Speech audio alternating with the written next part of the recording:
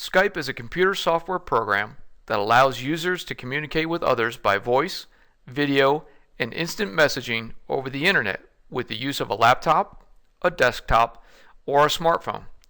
As long as both users have the Skype program loaded on their device, it's possible to communicate free of charge using the Skype service software.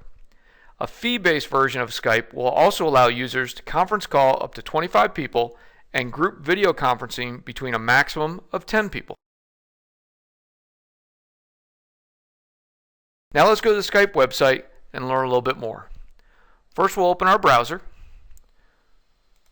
Then we'll type in skype.com. When we get to Skype, you'll see there's a little bit more information about it, but we'll go over to the Downloads button. Once we go to the Downloads button, it will actually show you the type of devices that you can load Skype on. The first one being your computer.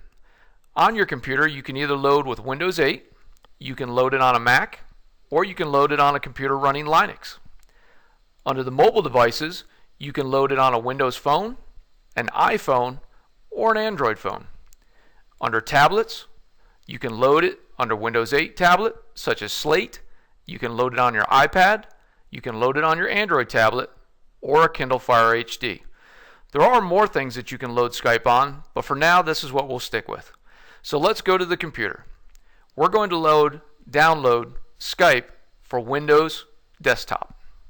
We click on the Download Skype for Windows Desktop. You'll see the steps that it will actually lead you through. And then down at the bottom, it'll ask you, do you want to run or save Skype from the downloads.skype.com?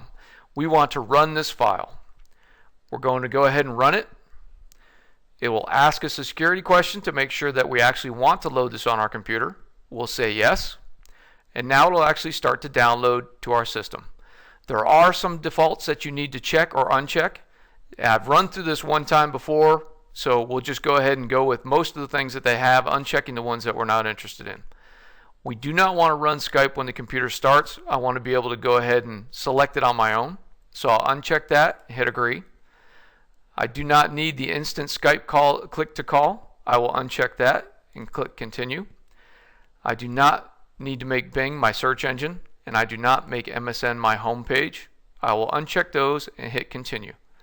Skype is now downloading to my desktop. Once it gets done downloading to my desktop, it'll give me a signal. It'll tell me that Skype is actually running on my desktop. Now, as you can see up here, I've actually created an account before.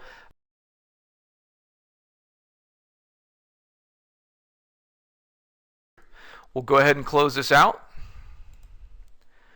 What we'll want to do if you're loading Skype for the very first time is to create an account. Once you create an account, you'll go ahead and open up Create an Account.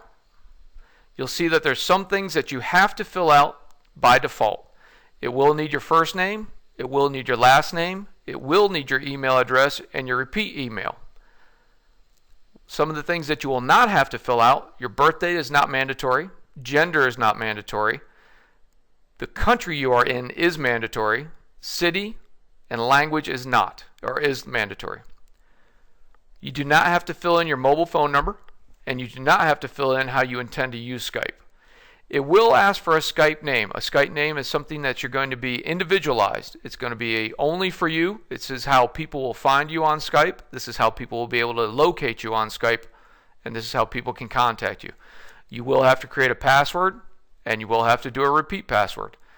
When it's all said and done down at the bottom, you'll go ahead and enter in the CAPTCHA that you see here. Once you hit agree and continue, what will happen is Skype will load exactly like you see here on the screen. It creates an icon on your desktop, and it will actually put one down on your taskbar if you're interested. We'll go ahead and log in.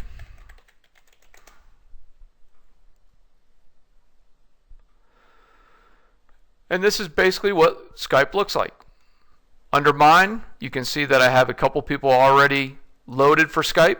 These are people that I talk to every once in a while. You can tell that the screen is nothing more than just the Skype background in general.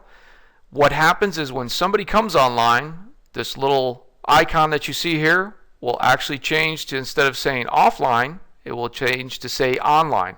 At that time, you can go ahead and click on it. You can make the call to the people that you're interested in talking to, and you can have a video conference, or you can have just an audio conference based on if they have a video recorder or not, or a video desktop recorder or not.